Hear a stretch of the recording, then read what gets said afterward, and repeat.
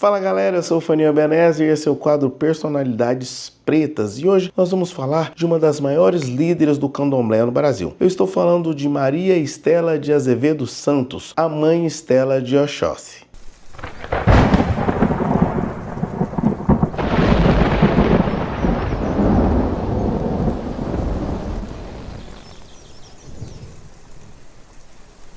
Foi manhinha quando era menina, dormindo ali na árvore, e acordou assustada que tinha um homem entregando uma pedra a ela, dizendo a ela que era para ela fazer a casa dele. Então ela ficou com aquilo na cabeça, aí foi crescendo, e disse, será que é meu pai Xangô que está mandando fazer uma casa para ele, a pedra que me deu?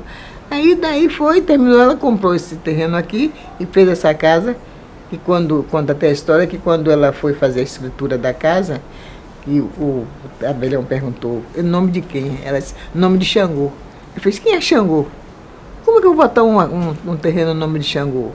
Ela disse, mas é meu pai, meu orixá. Mas não pode, como é que eu posso botar? Xangô vem aqui assinar a escritura, vem fazer nada e tal. Então foi que ela criou a sociedade, para poder ter a documentação dizendo que amanhã que ela não quisesse mais o axé, o terreno passaria para a sociedade, e para poder tomar conta das coisas de Xangô, que é o santo dela, esse negócio de quem tem espiritualidade e fé muita. Então aconteceu isso com ela. Mãe Estela de Oxóssi, uma das maiores líderes do candomblé. Nasceu Maria Estela de Azevedo Santos em 2 de maio de 1925 em Salvador, Bahia. Desde cedo, sua vida foi marcada pela ancestralidade e pela paixão com as tradições afro-brasileiras. Você sabe que naquele tempo todo mundo tinha que ser católico, não tinha católico. Na hora de católico era marginal, né? Tem que ser católico, então não seria marginal. A família de negros sempre é descendente de candomblé, né?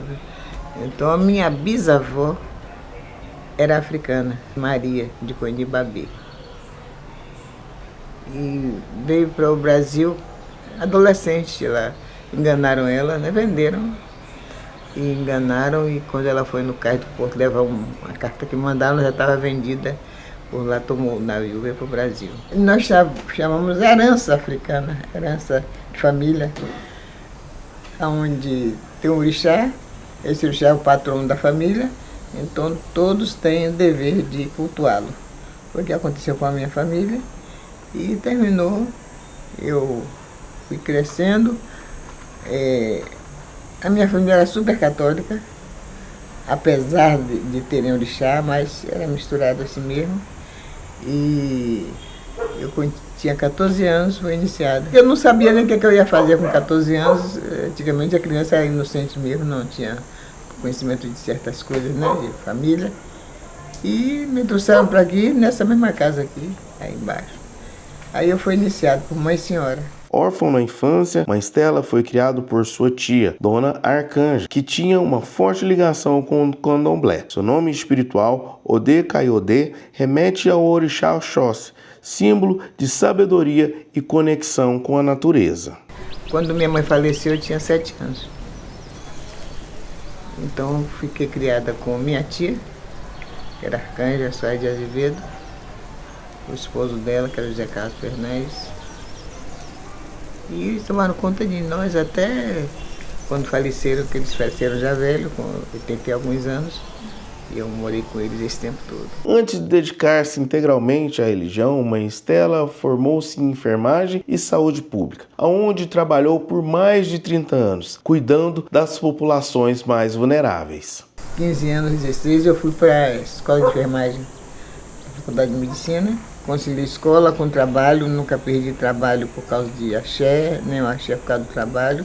Conciliei direitinho, fui boa funcionária e aluna regular também na escola de enfermagem. Ser uma enfermeira boa é uma mãe, né? Porque a enfermeira olha seu corpo físico, mas vai ver se você amanheceu doente, porque você não comeu, esse negócio todo, seu banho tomado, sua roupa trocada, tudo isso é a mesma coisa.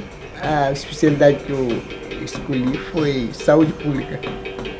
Então, saúde pública, eu trabalhava muito com criança, porque tinha imunização, tinha infantil, de cuidado com a criança, ensinava onde a criança fazia o alimento, tomar conta da roupa. Via a mãe ainda grávida, tomava conta dela, grávida.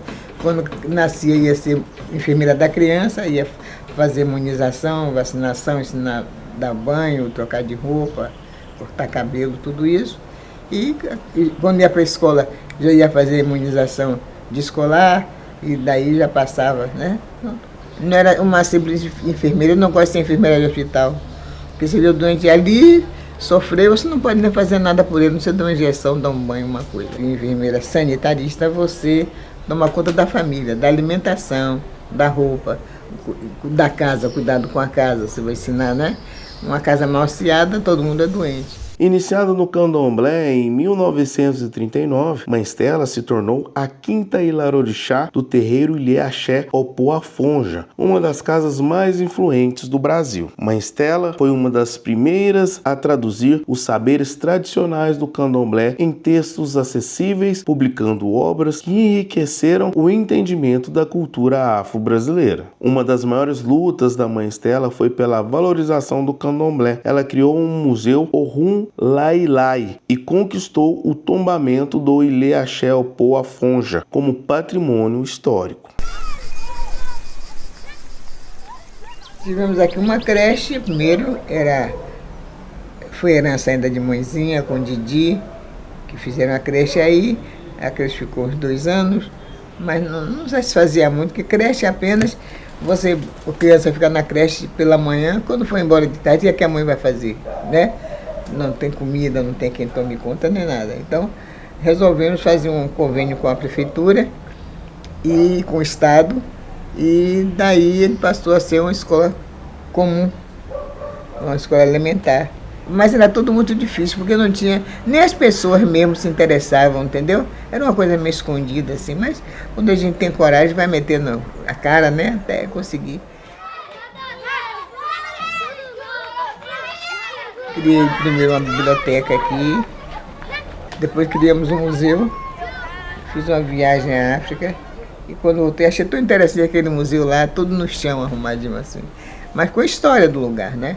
Mãe Estela defendia a autenticidade do candomblé, combatendo o sincretismo. Sua visão inspirou gerações a lutar pelo reconhecimento da religião afro-brasileira. Mãe Estela é lembrada como uma figura central na luta pelos direitos religiosos e pela identidade afro-brasileira e contra a intolerância. Teve um seminário nos Estados Unidos, Nova York.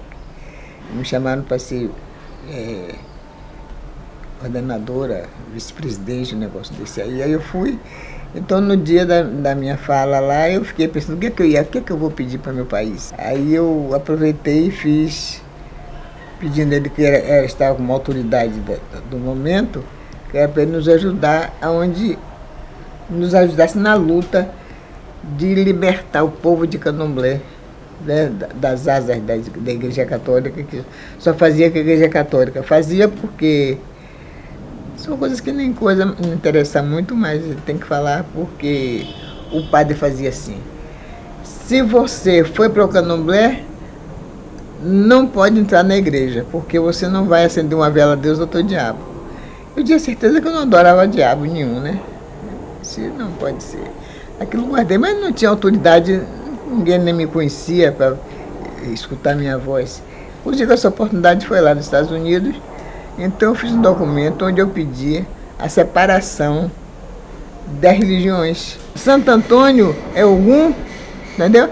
Se você ver as características de quem é Santo Antônio, de quem é Ogum, vai ver que não é.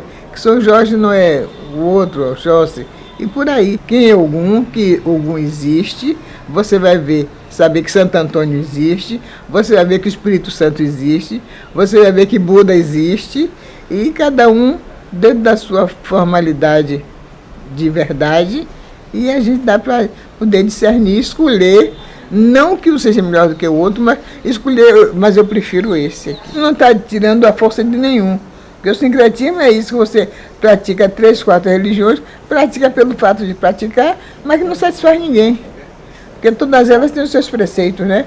Você pode ir lá, mas não vai entrar em nenhuma.